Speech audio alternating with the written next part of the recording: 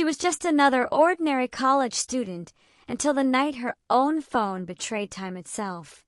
Her name was Lily, and like most of us, she carried her phone everywhere.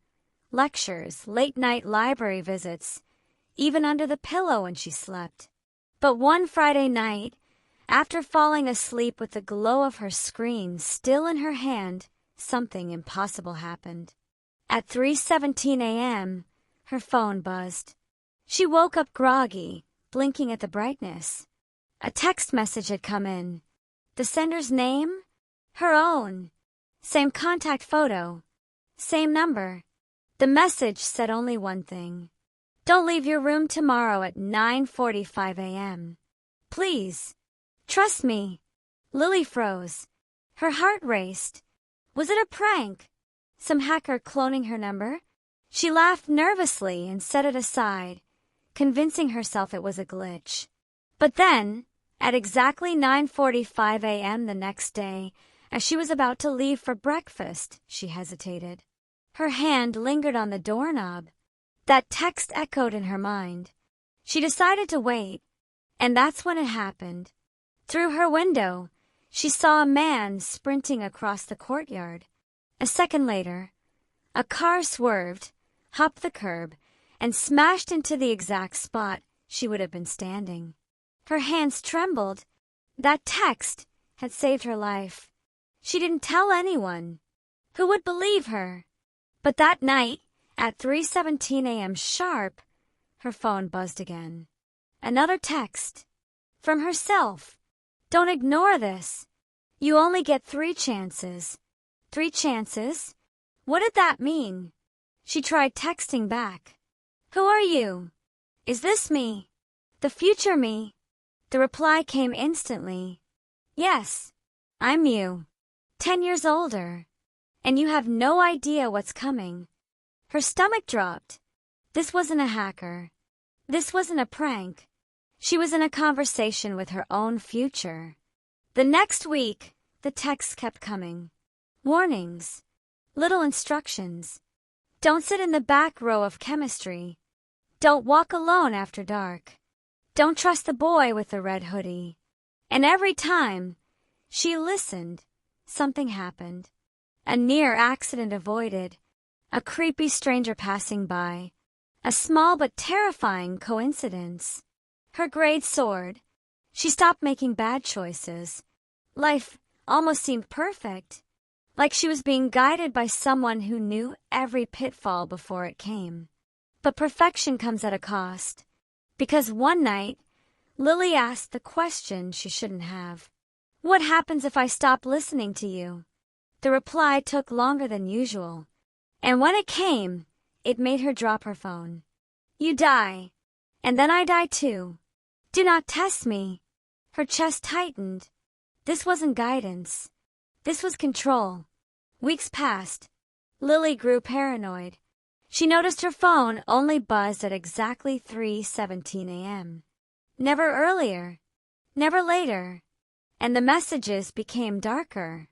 Don't argue with your professor tomorrow. He won't understand. Don't accept any invitations this weekend. Don't message your twin. Whatever happens, don't contact her. That last one broke her. Why not her twin? Late that night, shaking, she dialed her sister's number anyway. The phone rang twice before clicking. Hello, came the voice. Lily exhaled in relief. Anna, it's me. You won't believe what's been happening. But the voice on the other end wasn't her sister's. It was her own voice, older, colder, saying, I told you not to test me. The line went dead.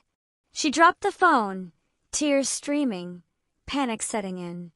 And that night, at 3:17 a.m., the final message came. You've used your 3 chances.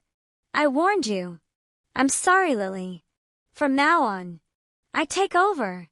Her phone screen flickered, went black, and when it lit up again, the contact photo of her own number was gone, replaced by something else, a shadowy figure.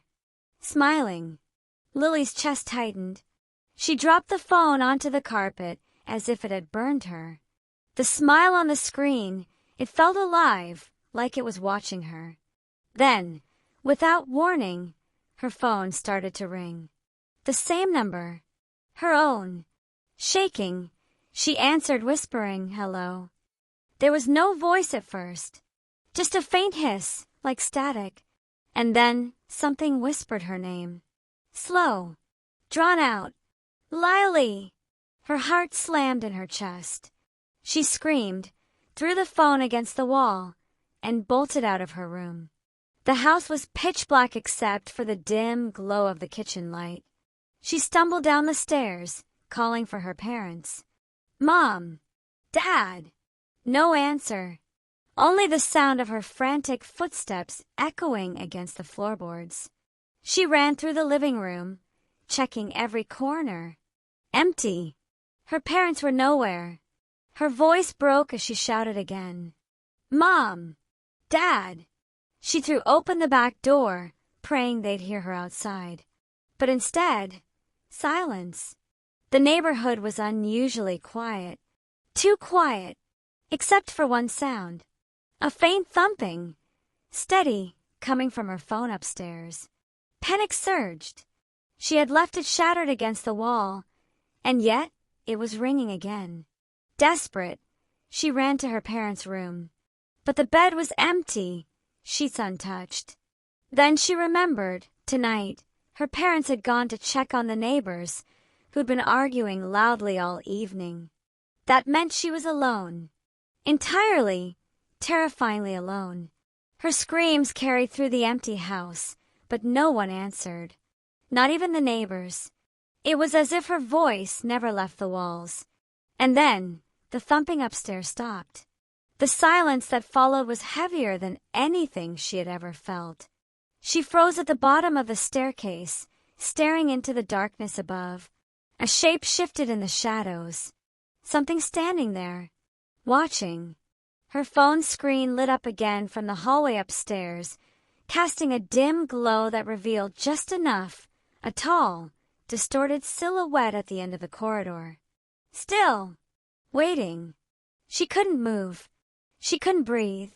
And the last thing anyone remembers is the sound of her final scream piercing the night. From that moment on, no one has seen Lily since. Please follow for part 2. Don't forget to give us a like, subscribe, and share.